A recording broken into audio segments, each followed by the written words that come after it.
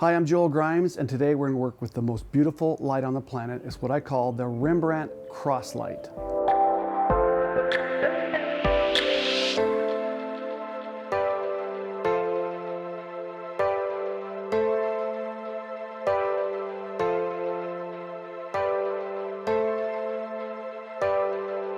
All right, so today what we're going to do is we're going to work with cross light. I call it cross light because if you look at the old painters in the Baroque time period, Renaissance time period, they used a window light, but it was generally in their studio, it was a light that came across your subject's face. Over the years, for some reason, a lot of the schools and a lot of the people teach it to put at 45-degree angles.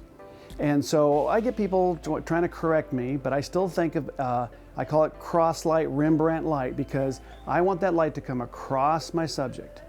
And one of the reasons why I want that is because if you take your box and put it in parallel to your camera axis, the box that's closest to your subject, this part here, is going to produce a brighter value of light. And as the box goes away from your subject, it puts out because it's so far from your subject, it puts out a less value light. So that gives me a better or a greater wrap, a smoother wrap on the opposite side of the cheek. So now outdoors, like now with the ambient light, you probably won't see it as much, but if I'm in a studio, I can really demonstrate that. But I want to go cross light, and I want that Rembrandt triangle or the light from the box to hit on the opposite side of the cheek and just show a little bit of the cheek. So that's why they call it the Rembrandt triangle. So I look for that. So the first thing I'll do is get the value of my exposure on the cheek, on the right, or the cheek that's closest to the softbox. Then I look for the Rembrandt triangle. So get the value first, then look for the triangle.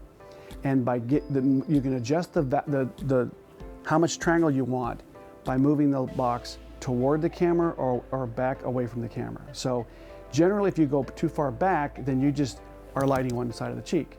If you move it away from I call it background, as you move it away, that triangle starts to get a little bit bigger and bigger. So if you go too far, then you kind of just overwashed out the face. So there's a spot, I call it that sweet spot where the triangle pops out, and every face is a little different. So, it depends on your subject, on where that is. So you can't have a formula saying that it's exactly, whatever, so many inches and whatever angle.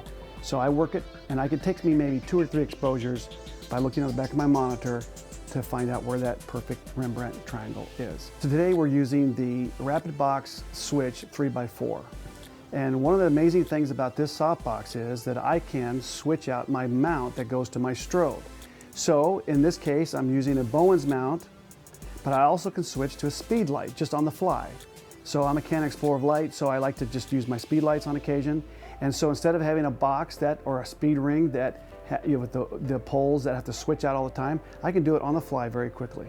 All right, we're going to bring our model Sammy in, and what I'm going to try is what I would call close to a lifestyle shoot. Now, what I normally do is if I'm doing a portrait, a real dramatic portrait, say it's a movie star, an athlete, a named athlete, and I want that subject to pop, I take the background value and darken it. So I do that with my shutter speed.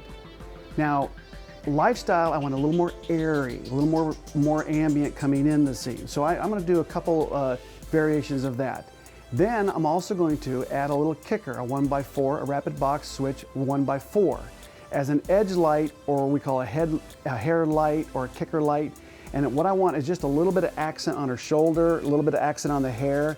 And what that does is that just kind of fills out the light. So you got the cross light coming in one angle, and then you have a little bit of edge light coming from the other angle. Kind of just fills it out. Gives it a little more of a lifestyle feel.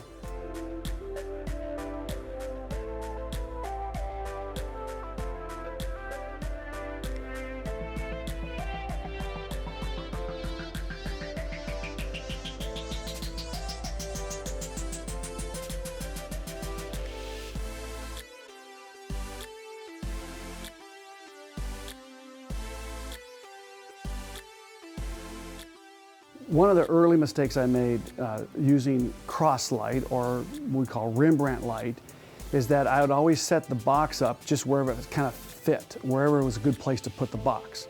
So I didn't understand at the time that what you have to do is you want to push the light in the direction it's already going. So right now, my main source is this sky and everything coming. We're underneath the canopy. So this is my main source going this direction.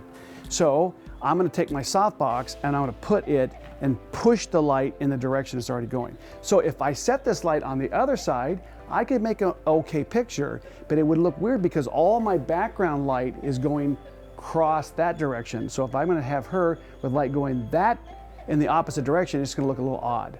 All right, there you have it. Comment below which images you like, and don't forget to subscribe.